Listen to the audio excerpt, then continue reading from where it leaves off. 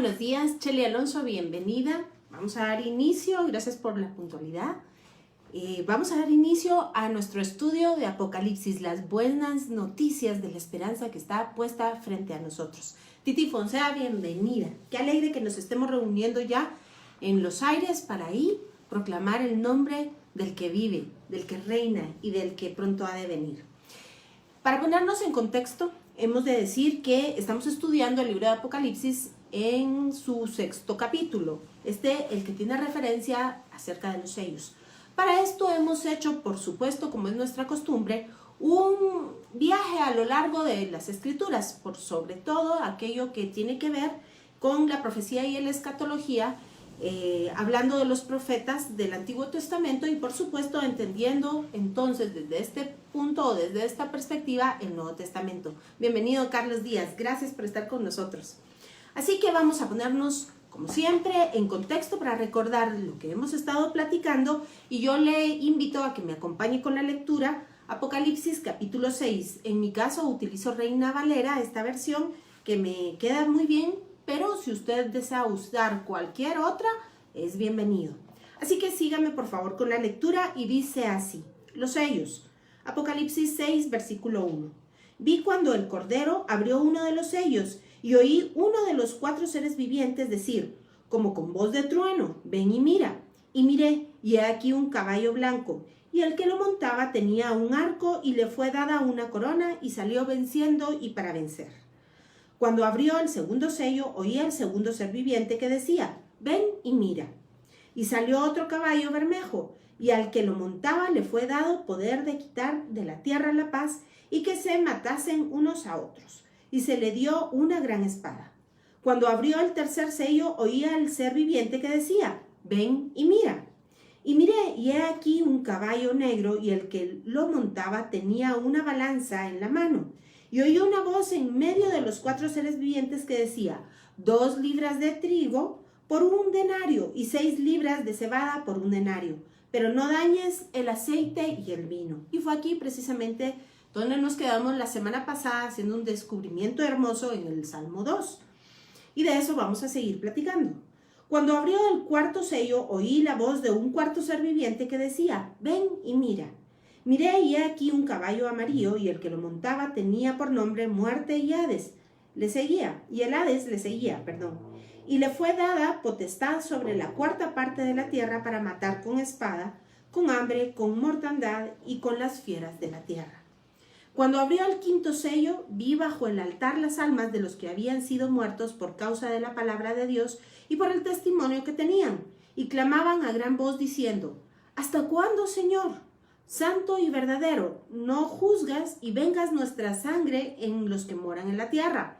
Y se les dieron vestiduras blancas y se les dijo que descansasen todavía un poco de tiempo, hasta que se completara el número de sus consiervos y sus hermanos, que también habían de ser muertos como ellos.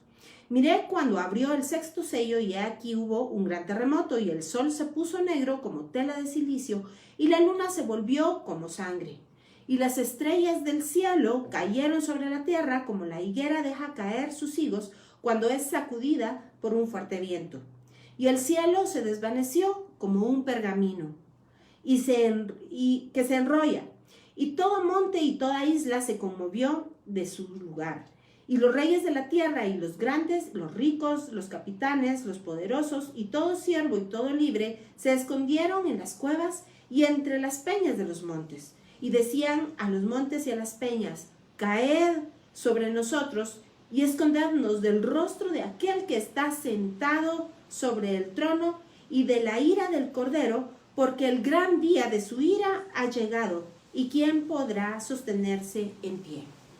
Si usted nos ha estado acompañando, por cierto, quiero darle la bienvenida a mi amada Lili de Castañeda y Eva Pérez, qué gozo que estén ya con nosotros estudiando. Déjeme recordarle que hemos platicado desde la perspectiva de los profetas en Zacarías y hemos hecho esto se llama una hermenéutica acerca de los versos que pueden darse explicación unos con otros. Vimos ahí entonces la perspectiva de estos jinetes y entendimos que se trata precisamente, Margarita Gaviria, un abrazo para ti también, bienvenida. Y le decía que pues todo esto es una narración realmente de hechos históricos. Así pues nos fuimos entonces y hemos platicado acerca de la primera dispersión de las tribus del norte, luego Babilonia y hasta por los asirios. Luego, recuérdese usted que estuvimos platicando de Nabucodonosor y la historia de cómo asediaron Jerusalén, se llevaron cautivos a los israelitas y luego la destrucción del templo, que fue una cosa tremenda que marcó la historia de Israel. Posteriormente vimos el imperio medo-persa y hablamos luego de los griegos. Y aquí hay un punto importante porque hablamos acerca de uno de los capitanes que sucedió, recuérdese usted, aquel imperio que había sido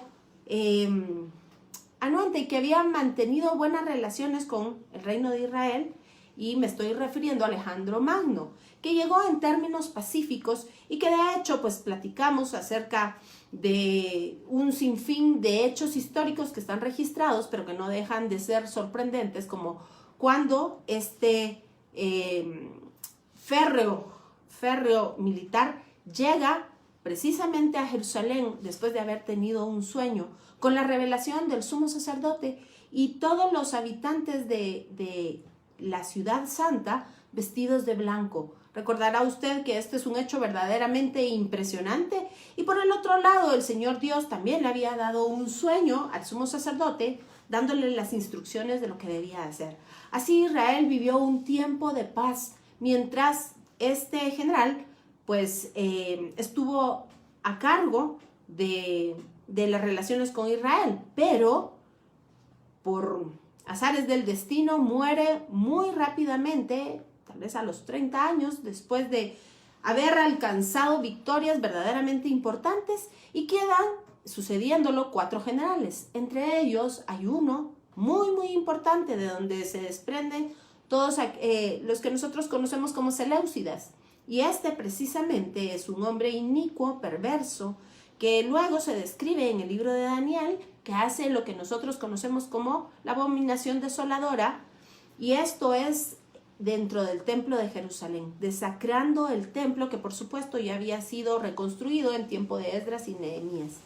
Así que es de esto de lo cual habla Lucas 24 y de lo que nosotros también vamos a estar hablando posteriormente. En el libro de Daniel se describen las 70 semanas y pues todo esto es un punto pivote para hablar de profecía.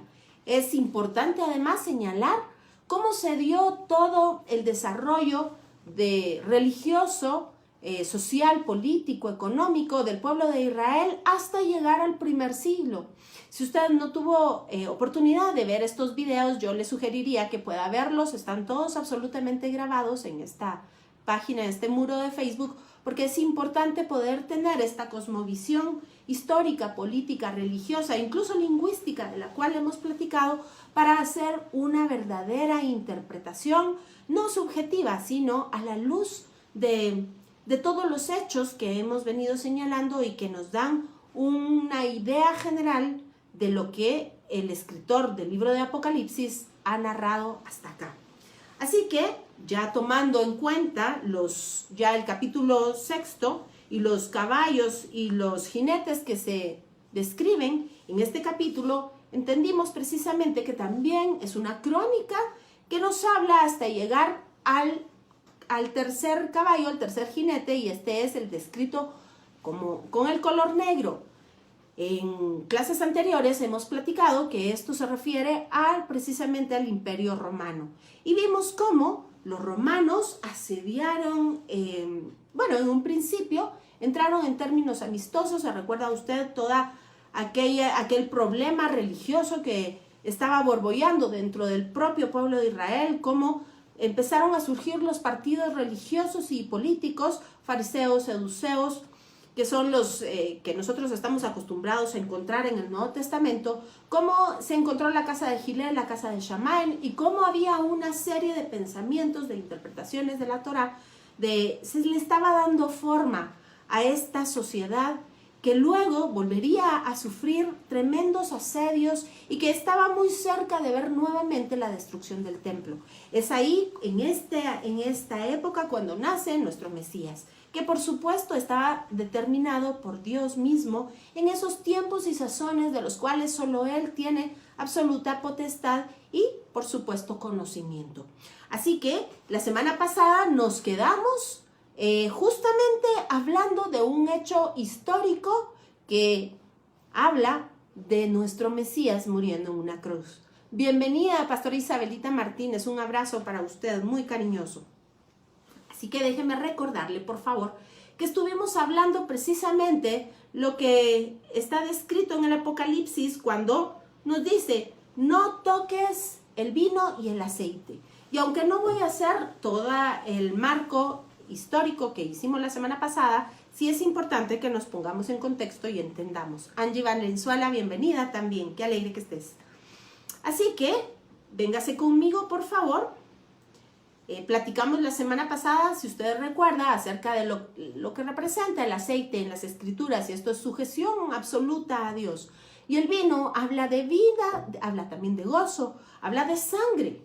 Así que, entendiendo estos elementos, hacemos bien en recordar que dentro del templo de Jerusalén habían algunas cámaras. Déjeme recordarle que la semana pasada platicamos de esta específicamente. Claudia Forero, bienvenida. Qué alegre que estés conectada con nosotros.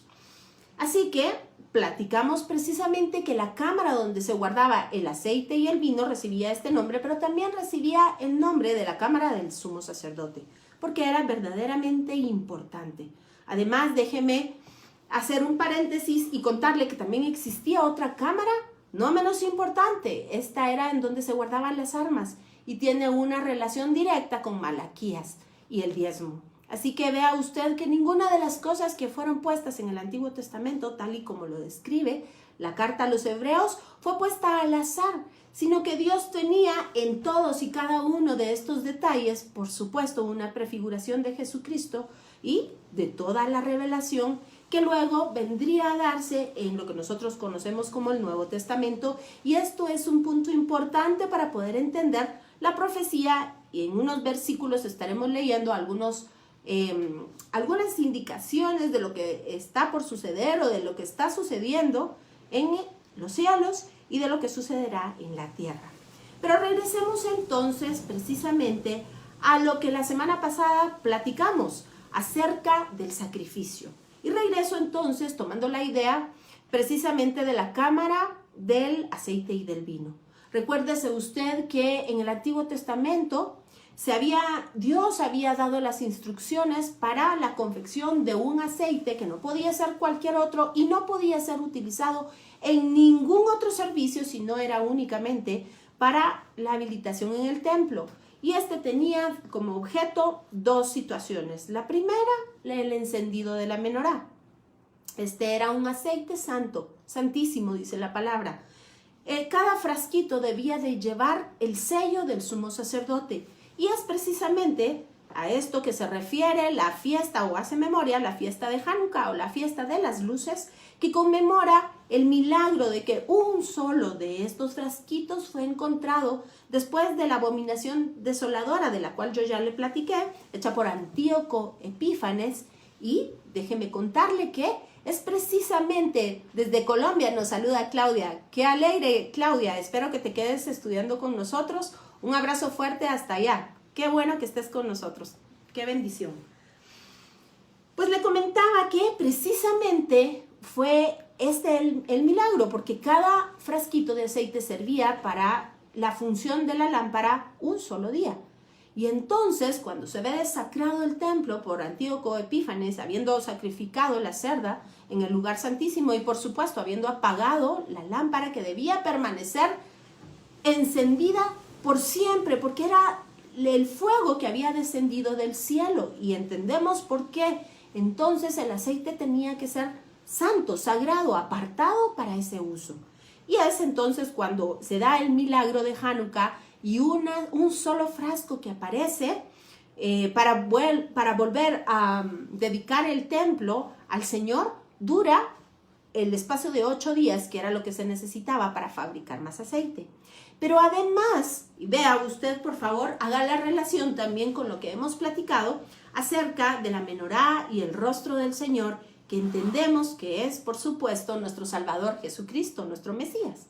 Pero además, el otro uso que era muy importante era para ungir precisamente a los reyes y sacerdotes. Déjenme contarle que en la antigüedad se acostumbraba que el sumo sacerdote era también nombrado rey. Y entonces esto cabe bien aclarar que no tiene una cosmovisión de acuerdo al término que se utiliza en el griego en el Nuevo Testamento, vea usted. Porque fíjese usted que cuando nosotros hablamos de Mashiach, del Mesías, desde la cosmovisión griega, quiere decir nada más aquel que ha sido ungido con aceite, ungido para una misión, para un tiempo determinado.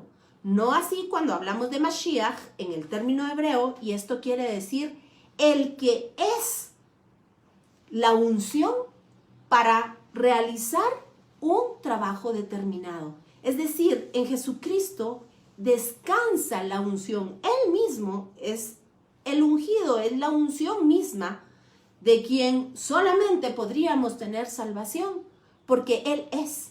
Y esa es la diferencia. Realmente hay un término abismal de espacio entre un término y otro cuando entendemos el pensamiento hebreo. Así que por eso hablamos que el aceite es sinónimo de sujeción absoluta a la misma voluntad de Dios, entendiendo que Jesús es Dios, el único Dios Ejad, el Dios solo e indivisible, que tomó forma de hombre y que, porque había comprometido su palabra con Abraham, vino a esta tierra para dar término y cumplir lo que había dicho que haría, salvarnos e injertarnos nuevamente en él y llevarnos de regreso a casa. Jovi Isma, bienvenido, qué alegre.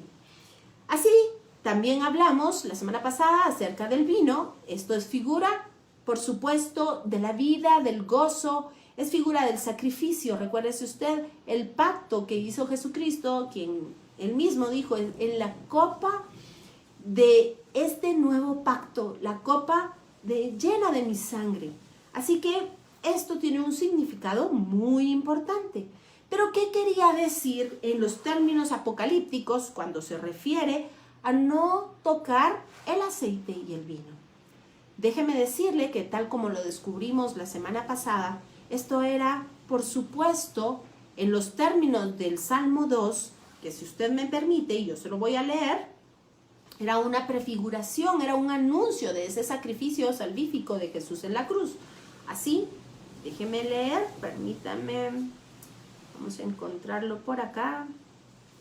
Y dice el Salmo 2:6, que es un salmo atribuido al rey David unos 1000 años antes de Cristo.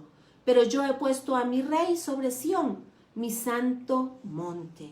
Pero al entenderlo desde el hebreo, sabemos que dice, pero yo he puesto, o yo he ungido, o yo he libado a mi santo sobre el santo monte. Y vamos a descubrir de qué se trata. Así que la semana pasada leímos Números 15:5. Y esto ponga mucha atención porque recuérdese que todo lo que está en el Antiguo Testamento apunta a Jesucristo. Números 15:5 dice, tú preparas vino para la libación, 1/4 de un hin con el holocausto o para el sacrificio por cada cordero. Éxodo 29:40 dice, y ofrecerás 1/10 de efa de flor de harina, mezclada con 1/4 de hin de aceite batido, y para la libación 1/4 de hin de vino con un cordero. Y Levítico 23:12 y 13. El mismo día en que meciereis la gavilla, ofreceréis un cordero de 1 año sin defecto, como holocausto al Señor. La ofrenda de cereal será 2/10 de efa de flor de harina, mezclada con aceite, ofrenda encendida para el Señor como aroma agradable, con su libación 1/4 de hin de vino. Así que es impresionante ver que en el término, precisamente, y me voy a permitir leerlo, aunque disculpe mi hebreo porque yo no sé hablar hebreo, pero es precisamente la palabra libación o unción o adobo, sería en términos más correctos, el que se utiliza en el Salmo 2, que en español se lo acabo de leer, pero en el hebreo dice así: Bahani Nazachti Malki al Zion Harkotzi. Y esto quiere decir: yo adobé mi rey sobre Sión, el monte de mi santidad. Pero si lo ponemos en el futuro, como habíamos platicado la semana pasada, porque en el hebreo existe esta particularidad impresionante, que de acuerdo al lugar donde se pone el acento, así el acento puede ser lo que indica el pasado o el futuro del verbo. Así, esto se llama acento catal o acento becatal. Es muy importante porque recuérdese usted que el nombre de Dios es, el que era y el que será. En los términos correctos es, si lo traducimos literalmente, el que es y el que será. Así que la palabra de Dios es Dios mismo. Y esta es la razón por la que en el hebreo existe esta particularidad y muchísimas otras más. Créame que es un idioma verdaderamente impresionante y maravilloso. Así que, vea usted, ponga mucha atención. Si yo leo Bahani Nazachti Malki al Zion Harkotzi, esto quiere decir: yo adobaré mi rey sobre Sión, el monte de mi santidad. ¿Y sabe por qué el monte de mi santidad? Por supuesto, porque ahí es donde se desarrollan todas las historias bíblicas, como la de Jacob cuando pone la piedra, como la de Isaac, que está a punto de ser sacrificado, porque estas eran prefiguraciones, por supuesto, de nuestro Mesías. Pero ¿sabe qué quiere decir Sión? Sión quiere decir impronta, quiere decir sello, quiere decir la firma de Dios sobre la tierra. Así que ese sello está puesto sobre el monte Sión, y es ahí precisamente donde el Cordero fue sacrificado, porque previo Dios mismo le había preparado cuerpo. ¿Quiere ver qué dice Hebreos 10, del 5 al 10? Oiga, y ponga atención, porque ciertamente nos vamos a maravillar. Estamos hablando, por supuesto, de la ofrenda. Y esto dice así: por lo cual, entrando en el mundo, dice: sacrificio y ofrenda no quisiste, mas me preparaste cuerpo. Holocaustos y expiaciones por el pecado no te agradaron. Entonces dije: he aquí vengo, oh Dios, para hacer tu voluntad, como en el rollo del libro está escrito de mí. Déjeme decirle, ¿de qué rollo está hablando el Señor Jesucristo? ¿De dónde estaba escrito acerca de Él? Por supuesto, usted y yo sabemos que Él se refería a la Tanaj, o lo que nosotros conocemos como el Antiguo Testamento. Ese rollo, ese libro, hablaba del Mesías. Y dice: diciendo primero: sacrificio y ofrenda y holocaustos y expiaciones por el pecado no quisiste ni te agradaron, las cuales cosas se ofrecen según la ley. Y diciendo luego: he aquí vengo, oh Dios, para hacer tu voluntad. Quita lo primero para establecer lo último. Y ponga mucha atención, porque esto tiene un significado tremendo en el capítulo de Apocalipsis, el cual estamos estudiando. Dice claramente, y se lo repito, versículo 9, diciendo luego: he aquí vengo, oh Dios, para hacer tu voluntad. Quita lo primero para establecer esto último. Y en esa voluntad somos santificados mediante la ofrenda del cuerpo de Jesucristo, hecha una vez y para siempre. Así, vea usted que el término que se utiliza en el versículo 5, mas me preparaste cuerpo, quiere decir Nazachti oti, y esto quiere decir me libaste a mí. ¿Qué es una libación? Pues es poner en salmuera, lo que nosotros diríamos poner en salmuera, adobar, echar vino, echar aceite, para preparar el cuerpo del holocausto. Vea usted qué cosa más hermosa. Y como dice, quita lo primero para establecer esto último. Es decir, está quitando lo que es perecedero para que quede lo eterno, es decir, el sacrificio de Jesucristo. Porque usted y yo sabemos perfectamente que todo el Antiguo Testamento apuntaba a Jesús, por supuesto. Pero esos sacrificios, dice Hebreos, no eran capaces de limpiar nuestra conciencia. Ahora bien, venga conmigo, por favor, al mismo capítulo, solo que el versículo 10, y dice así: en esa voluntad somos santificados mediante la ofrenda del cuerpo de Jesucristo, hecha una vez y para siempre. ¿Se da cuenta? El término es exactamente el mismo. Una ofrenda puesta delante de Dios, una ofrenda que había sido libada tal y como dice en todos los sacrificios descritos en Levítico, en todo el Antiguo Testamento, porque debía de cumplirse conforme estaba escrito. Y sabe, Jesucristo vino a darle cumplimiento y término perfecto a todo esto. Versículo 12 del mismo capítulo dice: pero Cristo, habiendo ofrecido una vez y para siempre un solo sacrificio por los pecados, se ha sentado a la diestra de Dios. Y esto nos recuerda, si usted está estudiando con nosotros, precisamente uno de los primeros versículos del capítulo 1 de la carta a los Hebreos, la cual vamos a leer porque asienta perfectamente de acuerdo a lo que estamos estudiando. Recuérdese usted que hemos estado platicando acerca de la ofrenda, pero vea usted lo que señala Hebreos capítulo 1 versículo 3 y sígame por favor con la lectura. Y dice: el cual, hablando de Jesús, siendo el resplandor de su gloria y la imagen misma de su sustancia, y quien sustenta todas las cosas con la palabra de su poder, es decir, Jesús es Dios, habiendo efectuado la purificación de nuestros pecados por medio de sí mismo. Y esto es una verdad impactante y tremenda, habiendo efectuado la purificación de nuestros pecados por medio de sí mismo. Podríamos dividir esta frase en dos. Jesús efectuó la purificación de nuestros pecados. Porque, ¿sabe qué? Déjeme contarle que en el Antiguo Testamento, en todo lo que estaba relacionado con la ley levítica, con respecto a la ley de sacrificios, se establecía que únicamente el sumo sacerdote podía precisamente presentar el sacrificio de expiación. ¿Se recuerda usted que en transmisiones pasadas estuvimos hablando precisamente de Yom Kippur y hemos hablado también de Pascua? Es entonces el sumo sacerdote el encargado de presentar la expiación en el trono mismo de la presencia de Dios. Ningún otro podía entrar hasta ese lugar tremendo y terrible en donde la Shejina se posaba en ese trono de gloria, el trono mismo del lugar de Dios sobre esta tierra. Y dice Hebreos que no lo hacían sin sangre.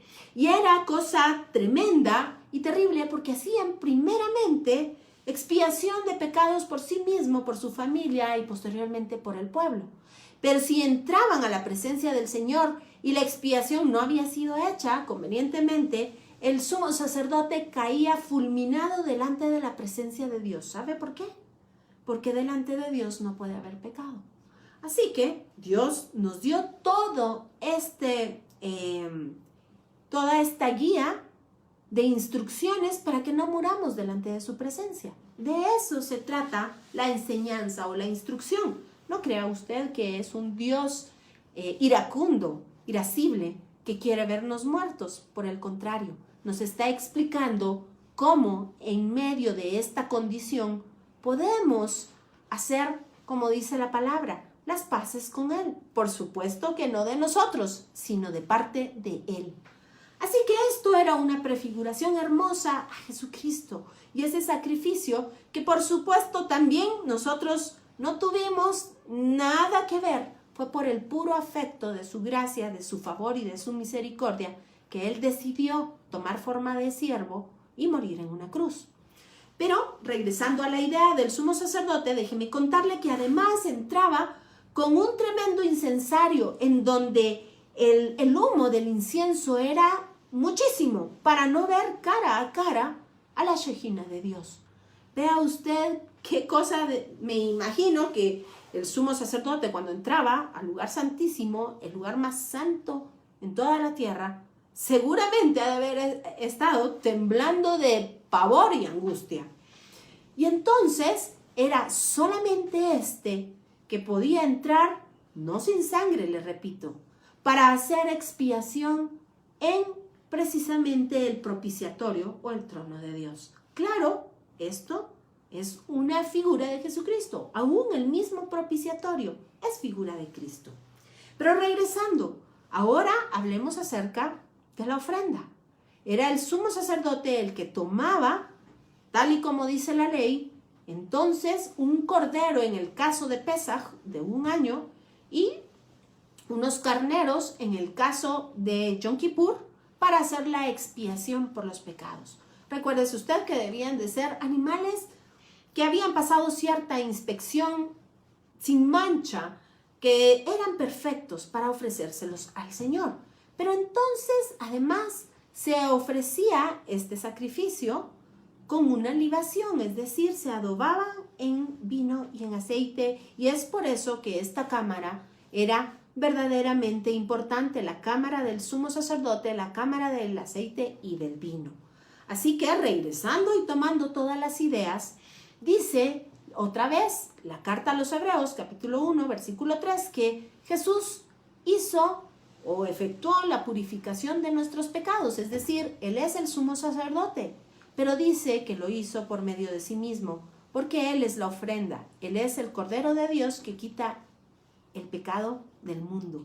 Así que vemos que toda la prefiguración que estaba descrita en el Antiguo Testamento ve su cumplimiento hermoso de amor en la figura de Jesucristo.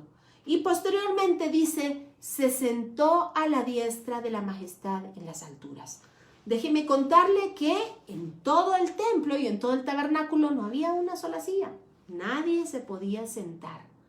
Ni en el servicio de Shabbat, el sábado, cuando entraban los sacerdotes levitas a hacer toda la limpieza de los utensilios, y mucho menos en el caso de Yom Kippur.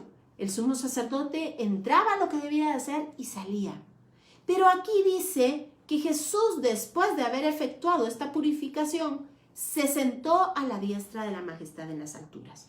Y nosotros le dedicamos un buen tiempo para platicar acerca de lo que quiere decir desde el contexto hebreo, desde la teología hebrea, la diestra de la majestad en las alturas. Y déjenme recordarle que en ninguno de los casos se refiere a un trono aledaño. Nada que ver, no son 2 sillas, no se refiere a eso, sino la diestra se refiere al cielo.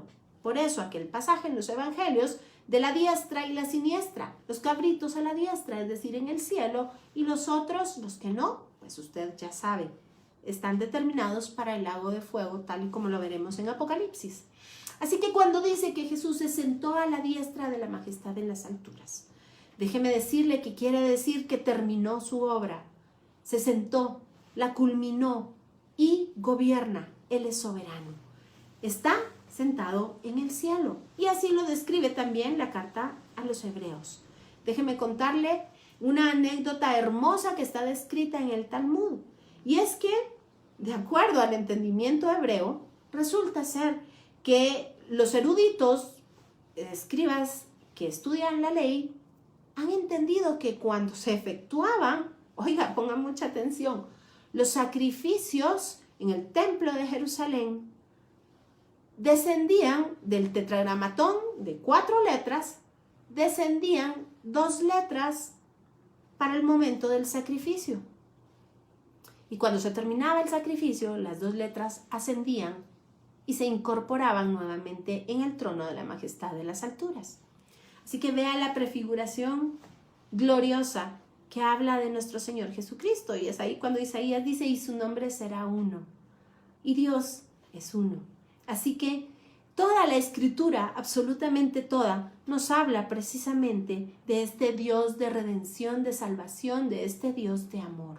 Así que entendiendo la carta a los Hebreos, capítulo 1, versículos 3, podemos decir con toda seguridad que Jesús, siendo Dios, tomó forma de hombre para venir a morir en una cruz.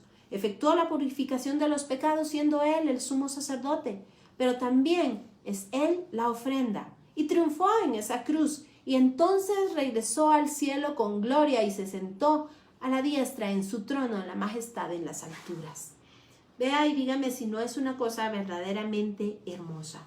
Y ahora déjeme leerle un texto, precisamente la carta a los Hebreos, y déjeme contarle que este es mi libro favorito de toda la Biblia, la carta a los Hebreos. Es verdaderamente tal y como lo dice en el versículo 2, es la revelación de Jesucristo. Así que Hebreos capítulo 7, versículo 26 y 27 dice así: porque tal sumo sacerdote nos convenía, santo, inocente, sin mancha, apartado de los pecadores y hecho más sublime que los cielos, que no tiene necesidad cada día, como aquellos sumos sacerdotes, de ofrecer primero sacrificios por sus propios pecados y luego por los del pueblo, porque esto lo hizo una vez y para siempre, ofreciéndose a sí mismo. Vea qué cosa más gloriosa y hermosa, nuestro Señor muriendo, siendo Él el sumo sacerdote, siendo Él el Rey de Gloria. Recuérdese usted que el sumo sacerdote era el Rey también. Así que Él es el Rey de Gloria, Él es el sumo sacerdote, pero Él es también la ofrenda. Y de esto platicamos en su momento cuando hablamos de Apocalipsis capítulo 4 y capítulo 5. ¿Recuerda usted que abordamos la teología de la Merkabah hablando del Cordero como inmolado, descrito en el capítulo 5, pero también está aquella descripción gloriosa del león de la tribu de Judá que ha vencido? También lo abordamos en el caso de Apocalipsis capítulo 1, cuando hablamos del anciano de días, pero también hemos platicado del Barenash o el Hijo del Hombre. ¿Recuerda usted? La corporalidad misma del Dios único, Dios todopoderoso, el Bar Adam, el hijo de Adán, el Hijo del Hombre, con todo lo que representa en la teología hebrea, Dios hecho hombre, Dios hecho cuerpo. Y es por esto que ya también platicamos acerca de Juan capítulo 1, cuando nos dice que tabernaculizó. Recuérdese usted que la palabra que se utiliza ahí en el hebreo es Ohel Moed, y esto es la tienda de las citas, porque es una prefiguración de Apocalipsis 21 y 22. Por supuesto, cielos nuevos, tierra nueva, el octavo día, del cual hemos hablado en su respectivo momento y que viviremos toda una eternidad bajo este nuevo templo para nosotros. Este templo que es Jesucristo mismo. Ya no habrá más necesidad de sol ni de luna, porque nuestro Mesías nos acogerá, nos resguardará, tal y como dice el Salmo 91. Si usted no ha leído las gotitas de miel últimas, podría leer aquellas que hablan precisamente de la cobertura de las alas del Señor, del talit del Señor, el que vive en lo secreto, en la Torá, en la palabra del Señor, mora bajo sus alas. Así que ve usted, toda la Escritura habla de una misma historia. Toda la Escritura apunta a Jesús nuestro Mesías. Bienvenido, Pastor Bernal Usúa. Qué gozo que esté con nosotros. Muchas gracias por estar en sintonía. Y entonces vamos a seguir caminando. Por favor, si surge alguna duda, alguna inquietud, háganmelo ver en el chat o bien puede escribirme inbox, que será un gozo poderle contestar y podernos comunicar. Así que continuemos por favor con el versículo 8 porque el tiempo se nos ha pasado. Y dice ahora, regresamos a precisamente Apocalipsis capítulo 6, versículo 8 y dice: miré, y he aquí un caballo amarillo, pinto, brudín. El que lo montaba tenía por nombre Muerte y Hades. Vea usted, vamos a aclarar algo aquí. Y dice que el Hades le seguía y le fue dada potestad sobre la cuarta parte de la tierra para matar con espada, con hambre, con mortandad y con las fieras de la tierra. Ahora bien, recordemos entonces lo que habíamos platicado. En su momento hablamos acerca de lo que quería decir cada uno de los colores y cómo se fue cumpliendo a través de la historia, pues precisamente lo que comenzamos platicando y cada uno de los imperios que asediaron a Israel. Esto es importantísimo para poder entender toda la profecía. Pero bien, ya llegamos al Imperio Romano.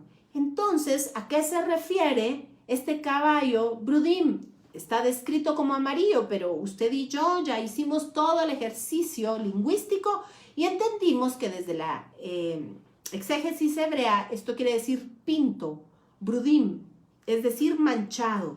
El fondo es blanco con manchas rojas. Rojo habla de sangre, habla de muerte, así que entendemos que es un tiempo que si no fue tan oscuro como el negro, también tiene sus cosas muy difíciles. Y podemos entender entonces, por lo que dice a continuación, que a este jinete le fue dada potestad sobre la cuarta parte de la tierra para matar con espada, habla de guerras, con hambre. Ya sabemos entonces, y si nos colocamos en el término del Imperio Romano, del cual estábamos hablando, y vemos la historia, nos damos cuenta que efectivamente, aunque ya no fue un tiempo tan oscuro y terrible como el tiempo del primer templo, cuando en el año 70, se recuerda usted, el emperador Tito destruyó el templo de Jerusalén y fueron perseguidos y asediados los judíos, sí quedan resabios de esta situación tremenda y de la cual vamos a platicar en breve. Y dice con mortandad, es decir, con enfermedad y con las fieras de la tierra. Y aquí podemos hacer un ejercicio de interpretación cruzando los versículos y nos podemos ir entonces a Isaías. Pastor Alfonso Ledesma, un abrazo para usted. Bienvenido. Y entonces podemos ver también de lo que se trata. Esto es una persecución a todo nivel contra el pueblo de Israel. Recordemos que entonces, después del año 70, ellos fueron diseminados por toda la tierra. Se perdió, digámoslo de alguna manera, lo que era reconocido como el territorio de Israel. Y usted y yo hemos sido testigos de en los últimos años todo lo que ha sucedido con respecto a esta relación de el pueblo de Israel, el Estado de Israel y su tierra. Por supuesto, es una cuestión profética que debía de cumplirse y se está cumpliendo. Hace 70 años, Israel, 73 para ser exacto, se cumplirán en mayo de este año, Israel fue reconocida por las naciones de la tierra como un Estado independiente. Y 70 años más tarde, también Guatemala, pues, tuvo el honor de también dar un paso adelante pro Israel, y así como sucedió en 1947, cuando el Concierto de las Naciones se puso de acuerdo para, gracias a la magnífica intervención de nuestro entonces embajador, y entonces pues ayudó a hacer ¿cómo le puedo decir? Se me fue la palabra, pero hacer de caso de buenas relaciones de las demás naciones con el pueblo de Israel y hacer entonces un cabildeo para que estas naciones diesen el voto a favor, y esto dio como resultado que en 1948, el 14 de mayo, se reconociera al Estado de Israel como tal. Por supuesto, esto tiene una implicación importante a nivel de la profecía. No hay nación sin tierra, no hay rey sin habitantes. Y al ver esta situación cuajarse, al ver el regreso de los habitantes de Israel como tal cosa, vemos, por supuesto, el cumplimiento profético muy, muy de cerca.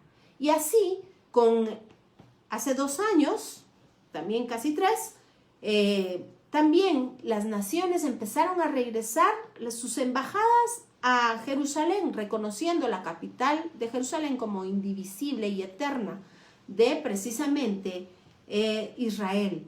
Déjeme contarle que esto también da certeza jurídica y ayuda, por supuesto, al aliyah, y esto quiere decir al retorno de todos aquellos que habían sido expatriados por muchísimas generaciones, incluso por cientos de años, por miles de años, que habían sido expatriados y que habían abandonado las tierras y ahora están regresando. Y también de aquellos que incluso habían nacido en Israel y por distintas situaciones habían tenido que emigrar. Una de estas es el sionismo, del cual vamos a hablar en su debido momento, y también de estas razones que los han impulsado a regresar es el sionismo y también la Primera y Segunda Guerra Mundial, que por supuesto ha tenido una incidencia importante en la historia de Israel y ha dado paso al cumplimiento de la profecía anunciada. Pero ahora continuamos y vamos a ir platicando acerca de las palabras que nos aparecen en este octavo verso del capítulo 6. Y la repito nuevamente y dice: miré y he aquí un caballo amarillo en Prudim, y el que lo montaba tenía por nombre Muerte, y el Hades le seguía. Se ha interpretado, se ha traducido con frecuencia Hades como infierno, o Hades como Sheol, o Sheol, en el hebreo. Pero vamos a entender qué quiere decir Hades. De acuerdo a la cosmovisión griega, este era un inframundo que estaba dividido en tres partes. El primero era el Tártaros. Y déjeme contarle que el Tártaros era para todos aquellos que eran culpables. El Hades era una especie de purgatorio. Y el Elysium era para todos los justos. Así que este inframundo estaba dividido en tres. Ahora bien, déjeme contarle que de acuerdo al entendimiento hebreo, la palabra Sheol, por la cual se ha traducido, no quiere decir esto. Nosotros sabemos que no hay inframundo, como lo describe acá en la contextualización griega, sino el Sheol aplica únicamente para lo que nosotros debiésemos de traducir como sepulcro. Pero entonces, ¿de dónde se deriva la palabra infierno? Déjeme contarle que por sobre todo, esta palabra tomó auge importante en la Edad Media, inferno. De ahí, del italiano, gracias al escrito de la Divina Comedia, hecha por Dante Alighieri, en el cual el primer estadio de este inframundo también, que está por supuesto inspirado en el inframundo griego, recibe el nombre de inferno o infierno. Y tiene como consecuencia la descripción del lugar de llamas que usted y yo conocemos y con el cual hemos crecido en mente, que nada tiene que ver con el Sheol bíblico. Así que, si quisiésemos nosotros dar una explicación para este lugar al cual irán las almas, como platicamos hace un momento, y al cual será lanzado el anticristo, el falso profeta, déjeme contarle que es el lago de fuego, que también está descrito en el libro de Apocalipsis y que en su debido momento vamos a platicar de él. Así que vamos a ver, aquí tengo yo un extracto de un artículo que se refiere precisamente al infierno y dice así: el infierno es la primera de las tres cánticas de la Divina Comedia del poeta florentino Dante Alighieri.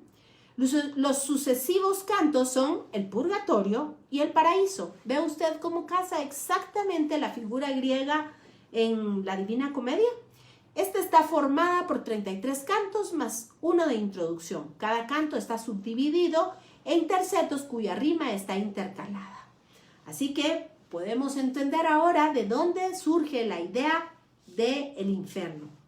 Ahora bien, ¿por qué decimos que este caballo, regresando a los caballos apocalípticos, estaba manchado, salpicado? Ya hablamos acerca de la sangre que representa la muerte. Muerte por espada, muerte por enfermedad. Ya habíamos platicado de la hambruna que se estaba viviendo. Y déjenme recordarle lo que platicamos la semana pasada, y es que precisamente es en el año 70 que se destruye el templo, que salen exilados los judíos, pero también tiene un tiempo de una relativa paz. Bueno, y déjeme contarle que esto es importantísimo para el entendimiento de la profecía bíblica. Es en el siglo II cuando el emperador Claudio quita absolutamente a todos los rabinos de las sinagogas y entonces deja acéfalas a todas las congregaciones de todos aquellos gentiles que estaban aprendiendo Torah. Vea, esto es importantísimo, porque recuérdese usted que el espíritu del anticristo ha estado presente desde Génesis. Y precisamente es este espíritu el que va en contra del pueblo del libro, de la palabra. Recuerda usted que hemos platicado también de Amalek y cómo este persigue a los cumplidores de la palabra. Es este espíritu del que se habla en el libro de Daniel, en el que se habla del libro de Esther, incluso en Génesis, cuando pelea Moisés contra Amalek y el Señor nos dice que estará presente de generación en generación. Así que esto no es en ningún caso algo nuevo, pero sí algo importante. Vea usted entonces que, regresando a la historia de la cual estuvimos estudiando con el imperio griego, y precisamente esto es lo que da paso a la abominación desoladora, el querer deshacer, el querer desaparecer al pueblo del libro, porque recuérdese usted que Isaías dice que serían luz a las naciones, porque ellos tienen Torá, ellos tienen la revelación de Dios, la revelación del Mesías, que por supuesto después en lo que nosotros conocemos como Antiguo Testamento quedaría totalmente al descubierto. Por eso yo insisto, el Antiguo Testamento está revelado en el Nuevo y el Nuevo escondido en el Antiguo. Y es ahí donde entendemos que la carta a los Hebreos empiece habiendo hablado Dios muchas veces de muchas maneras, en otro tiempo a nuestros padres por los profetas, es decir, Antiguo Testamento, en estos postreros días, en la Harei Hayamim. ¿Qué sucedió? Pues nos habla a través del Hijo. ¿Quién es? ¿Sabe usted? ¿Quién es Dios? Y siguen así los versos. Es Jesús, Dios mismo, quien tomó forma de hombre. Así, es por esto que la misma carta a los Hebreos dice, no desechéis al que habla, no desechéis, prestad atención al que os amonesta. Es importante entender esto. Así que también cabe aclarar que en el siglo IV, el emperador Trajano le dio un tiempo de relativa paz al pueblo de Israel. E incluso estuvieron muy cerca de construir el tercer templo o reconstruir el templo de Jerusalén. Pero tristemente lo mataron y toda negociación con respecto a esto se vio, se cayó, ¿verdad? Ya no vio su cumplimiento. Así que con esto se termina la época de todos los caballos y todos los imperios que tenían una persona en la cual recae la figura de este imperio. Recuerden, usted está Nabucodonosor, está Ciro, está precisamente Alejandro Magno, y vemos que a partir de esto, entonces entra un nuevo tiempo, pero por supuesto el espíritu que está en contra de la palabra, el espíritu del anticristo, sigue en boga, porque ¿sabe qué? Satanás, dice la palabra, es el señor de este siglo, es el señor de este mundo. Y por supuesto que lo que él pretende es que todo aquel que no ha conocido al Señor no lo conozca, y hacer caer a aquel que sí ha conocido al Señor y le ha hecho el Señor de su vida. Por eso dice la palabra, el que esté firme, vea que no caiga. Por supuesto, y esto es tema importante aclarar, la salvación no se pierde. Si usted ha sido verdaderamente salvo, me refiero, si ha recibido al Señor Jesús, se ha arrepentido, la salvación no se pierde. Ahora vamos entonces, aunque ya estamos cerca de terminar, al quinto sello. Y déjeme adelantarle para que usted ponga atención con relación a lo que vamos a hablar, que el quinto sello tiene precisamente una relación directa con los sistemas de persecución y muerte de los santos. Aunque ya no tiene una figura específica tal y como lo hemos determinado en los imperios anteriores, como le decía, este espíritu del anticristo, este espíritu en contra de la palabra, sigue vigente hasta que el Señor, por supuesto, le dé término a esta historia de salvación. Entonces dice así el versículo 9 del mismo capítulo 6 de Apocalipsis. Y preste atención. Recuérdese usted que hemos terminado los 4 jinetes de los cuales hablaban. Cada uno representa uno de los sellos. Así que vamos al 5.º sello. Y dice, cuando abrió el 5.º sello, vi bajo el altar las almas de los que habían sido muertos por causa de la palabra de Dios y por el testimonio que tenían. Ahora bien, vamos entonces a ver qué quiere decir esto. Cuando abrió el 5.º sello, vio bajo el altar, y esto es lo que en el libro de Zacarías se conocen como montañas de cobre. ¿Se recuerda usted cómo era el altar del sacrificio? Para la próxima semana le prometo tener nuevamente atrás de mí la imagen del templo para que usted pueda saborearla. Precisamente son esas montañas de cobre. El cobre representa juicio en la Biblia. Así que vio debajo del altar. Esto, claro, es una visión. Y debemos de entender que los términos, como lo hemos dicho desde que empezamos a estudiar Apocalipsis, están dados en un lenguaje simbólico. Así que todo lo que leamos acá, pues es propiamente simbólico. Y regreso. Vi bajo el altar las almas, y esto en el hebreo quiere decir pescuezos. Esto se deriva del término neshama. Y es precisamente ese aliento para el que respira. Así que ponga atención, no quieren decir fantasmitas que andan por ahí vagando o que están debajo de algún lugar. No. Esto quiere decir a todas aquellas personas que han sido decapitadas, de los que habían sido muertos por causa, y ponga atención, de la palabra de Dios. Es decir, que algunos los mataron por la Tanaj, por lo que el contenido de la Tanaj, por predicar al Dios de Israel. Esto es el Antiguo Testamento.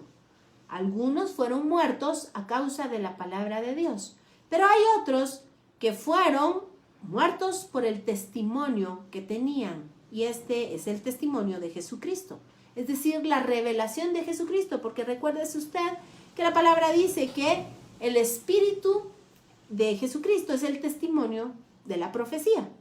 Así que vea usted que aquí se cumple precisamente lo que hemos platicado. Repito nuevamente Hebreos 1:1. Habiendo hablado Dios muchas veces y de muchas maneras, es decir, toda la palabra escrita en el Antiguo Testamento que señalaba a manera de prefiguración a nuestro Señor Jesucristo y que había sido predicada por los profetas, porque dice, habiendo sido dada en otro tiempo a nuestros padres por los profetas, en estos postreros tiempos, es decir, lo que vimos, dice Juan, lo tocante al verbo de vida, a la memra de Dios, lo que nuestros ojos pudieron ver, lo que nuestras manos pudieron tocar. Esto es lo que nos hace testigos. Por eso dice el testimonio que tenían. Véngase conmigo y se lo leo.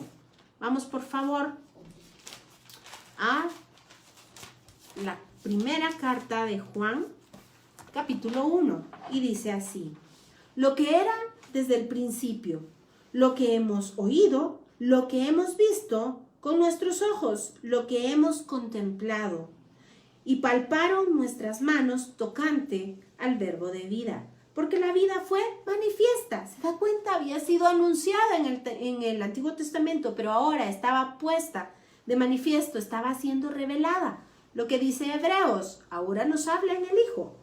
Porque la vida fue manifestada y la hemos visto. Y testificamos y os anunciamos, vea usted, y testificamos.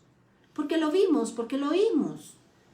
Recuérdese que el Señor Dios no hace nada sin 2 testigos, por lo menos, tal y como lo dice la palabra. Así que dice, la hemos visto y testificamos y os anunciamos la vida eterna, la cual estaba con el Padre y se nos manifestó.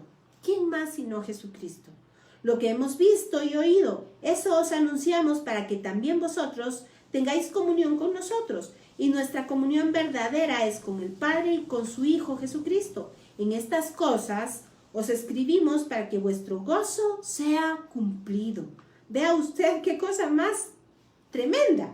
Y sigamos, y dice, este es el mensaje que hemos oído de Él y os anunciamos, Dios es luz y no hay ninguna tiniebla en él. ¿Se recuerda lo que hemos platicado acerca de Bereshit, acerca de Génesis? Si decimos que tenemos comunión con él y andamos en tinieblas, mentimos y no practicamos la verdad. Pero si andamos en la luz, como él está en la luz, tenemos comunión unos con otros y la sangre de Jesucristo, su Hijo, nos limpia de todo pecado. Si decimos que no tenemos pecado, nos engañamos a nosotros mismos y la verdad no está en nosotros. Si confesamos nuestros pecados, Él es fiel y justo para perdonar nuestros pecados y limpiarnos de toda maldad. Si decimos que no hemos pecado, le hacemos a Él mentiroso y su palabra no está en nosotros. Ahora, oiga lo que dice en el capítulo 2 y dice, hijitos míos, estas cosas os escribo para que no pequéis. Y si alguno hubiere pecado, abogado tenemos para con el Padre, a Jesucristo el justo. Y en esto, en el versículo 3 dice, y en esto sabemos que nosotros le conocemos si guardamos sus mandamientos. Así que vea usted que esa es la manera de testificar que Jesús es Dios y que Jesús es Señor y Dios de nuestra vida. Y créame que ninguna casualidad es que en el capítulo 6 de Apocalipsis constantemente el ángel le dice a Juan, ven y mira, ven y mira. Es decir, sé testigo de lo que se te está revelando. Así que ya estamos llegando al término. Vamos a ver, solo déjenme leerle un par de cositas y con esto vamos a terminar.